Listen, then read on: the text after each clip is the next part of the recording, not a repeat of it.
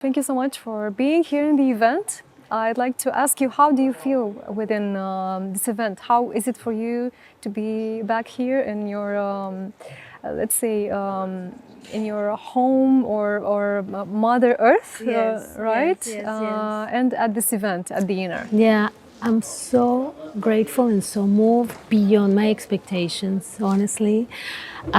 People are so receptive to, what we're talking about, the level of awareness also that the audience has. The speakers have been amazing. And for me specifically, to be back in Romania, where my ancestors are from, it's very moving. I mean, I'm gonna cry because it's like, it's almost like a healing process to come to talk about trauma and healing in a place where my grandparents were here and come back and share with the community. It's so special. You were mentioning collective trauma.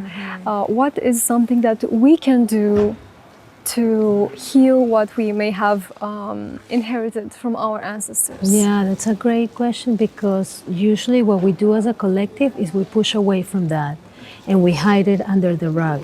So to be able to talk about collective trauma means that you sit with the people around you, starting with your family, starting with the people that are closest to you, and talk about the things that nobody wants to talk about, and say, be curious about it with a lot of compassion, with a lot of empathy, and say, tell me more. And how did you experience? I experienced it this way. How did you experience it?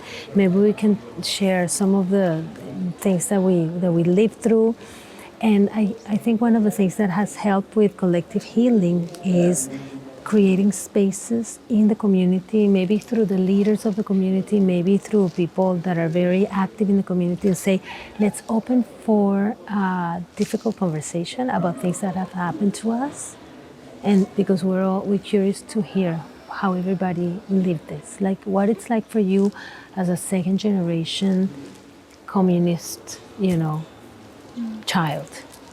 For example, that's a huge thing to talk about and say, but maybe nobody wants to talk about it, but everybody has it and everybody has lived it. So to open for conversations like that in a safe environment, in a protected environment, where everybody can feel. And we start small sometimes. Sometimes we start with a small group and it becomes bigger and bigger and bigger. And then they say, okay, how do we tell a story about ourselves that makes sense? Okay, we went through this period of a lot of trauma, then we're trying to heal. How do we redefine our identities? What you and me want to do for the future to talk about this. So we integrate that trauma, but we also create a new narrative about our community, about our culture. That is not just that trauma, but it's something else. Like, for example, the inner conference is part of a culture now, like people being more conscious, people wanting to be more aware, being more in therapy, for example. So it's not just like, okay, we're a country that went through so much trauma, but we're a country that is so open to evolution, to growth, to understanding, That is beautiful. Yeah. And this idea of having curiosity and holding a conversation around trauma is really something that can heal. But I also sense it can be challenging for many people. Yes. And my question is, for someone who is confronted with the trauma in their family and is maybe has the impulse to push the family members away and to disconnect from their lineage, let's say, and from their family. Yes. What is your take on this? That's a good question, because it's controversial. There are some people that believe in estrangement. That's how we call it in English. It's like the separation of the family members, because you want to protect yourself from trauma. And there's some people that believe that, no, you have to work on the relationship no matter what. I think it's a healthy middle in which we say, what is the effects of like staying in a relationship with my ancestors or with my family members that maybe don't understand where I'm coming from or where they're coming from, and have an attempt to have the conversation, even just to listen to what they have to say, even if we don't agree. That doesn't mean that you have to keep the relationship so close, but to have an opportunity to actually open for the communication. Because if you cut from the beginning and say, because you think different than me, I'm not even going to give you a chance, or I'm going to push you away from me no matter what, we're missing an opportunity to really sit down and say, just tell me about yourself. Like, I might not agree with anything you say, but just tell me what you think and your story so I can at least know where you're coming from.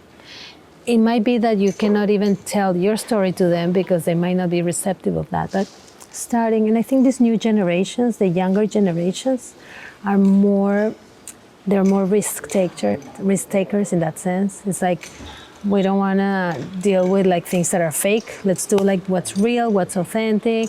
Just tell me what it is and not. And I think that might create more of a conversation. Beautiful. And for someone who wants to start to heal trauma within themselves and the family, but doesn't know where to start or which tools to access, what would you recommend? So the first thing is this step of radical acceptance.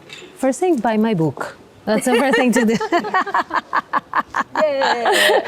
No, because it gives you the 5 stages and how to do it. But the first stage is really like take a pause and look at yourself and identify the things within you that are making you feel uncomfortable, that is making you suffer. Like put a name to it. Like start really looking at it and saying, yes, this should be honest with yourself. And then I really encourage people to go look for help. It can be professional help, it can be yoga, it can be meditation, it can be a retreat, it can be a spiritual leader, but really begin to share that within you so you can have some validation from somebody else and say, I hear you, I see you, I understand where you're suffering and where you're coming from, and I'm going to be with you. Let's say I'm going to accompany you in your journey to heal. You know, and this is the journey. You know, we try this, we try that. I don't know if it's happened. You know, I try yoga and I try breathing and I try meditation and I try IFS and I try EMDR and I try psychoanalysis. Everything. We have so many tools nowadays. There's so many ways to come to be. So you have to see which one suits you, which one is nice for you, and begin to do this journey because it's necessary. And what about you, Edith? What about yourself now in your life? Yeah. What's your go-to tool for let's say, for well-being? Yeah, for me, nature is fundamental. Like being in nature, either with trees, with grass, with the ocean, the mountains, is extremely important. The second thing that I cannot live without is my friends. Like connections. Being able to have somebody to talk to hug, to have like a meaningful conversation. I think that makes all the difference in the world. And the third thing, believe it or not, is music. Music and dancing and singing. Wow, that's also, I cannot live without music. One message to your listeners in Romania and to the audience of The Inner. So my message is to there is a light at the end of the tunnel. I always bring this message of hope because even trauma doesn't have to be a life sentence. Trauma can be a possibility and an opportunity for growth, for spiritual development, for more consciousness, for more happiness in your life, and for the Inner Conference to continue to do this beautiful work that they're doing, to continue to expand, to reach more people, to really reach more communities and more cultures, and to even come out of Romania because we need this more and more and more. So staying connected is the most important thing these days, you know, because we live in such a lonely, isolated times. So connection, sharing in person and exchanging like this is the most important. Thank you so much.